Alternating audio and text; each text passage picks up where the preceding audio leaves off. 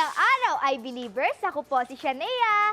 At ako naman po si Nia Dodiga. Nia, nakikita mo to? Tignan mo kung anong mangyayari pag sinuntok ko yan. Antigas ha? Hindi lang ang kamay nga. I therefore conclude na solid yon. Eh what if isawsaw ko ng dahan-dahan ng daliri ko? Hello? Pareho lang yan, natigas ka rin.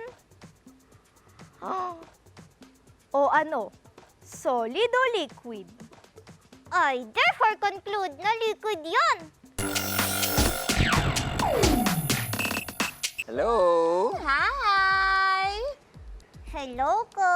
Hi, Mia! ko. Hello! Hi, Shanea. Hi, Mia. Pwede niyo ko bang ikaliwanag sa angin kung ano tong gagay na to?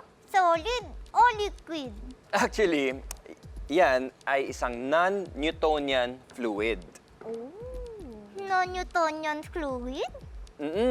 Ang non-Newtonian fluid ay kakaiba kasi pabago-bago ang viscosity o yung pagkalapot o pagkalabnaw nito.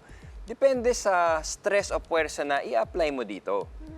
Kaya pala pag malakas yung force gaya nung sinuntok ko kanina, matigas siya. Kurang solid. Pero pag mahina yung force gaya nung sinawsaw ko yung daliri ko, malambot siya. Kurang liquid. Eksakto ka dyan. At ang tawag dyan ay ublek. At alam nyo ba na yan ay gawa lang sa cornstarch at tubig? Simple lang ka lang gawin. Ate Shaira, gusto mo ba i-try? Oo nga Para na kanina ka pa naka-clear. Na-curious Try mo nga, talaga try mo. Try mo ako. isang Sige. suntok na madiin na force. 1, 2, 3. Oh.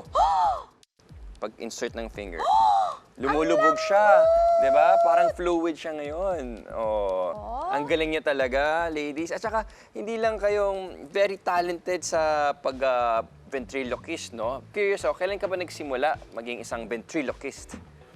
Una po akong gumamit ng puppet nung nagpagawa po yung art teacher ko, si Ma'am Irene ng sock puppet. Tapos kailangan po na mag-perform kasama yun sa school namin. Tapos yun po, na-discover ko po na kaya ko pong mag-ventriloquist. Ay, astig naman nun. Shanea, si Mia ba ang unang puppet mo? Hindi po, may iba pa po. I'm hurt. Ay, hindi na. Huwag ka masal, huwag ka masal. Huwag ka na ma-hurt dyan. Ikaw naman din naman yung sinama ni Shanea dito, di ba? Ayaw mo ba nun? O ibig sabihin nun, love ka niya. Oo nga. Yay!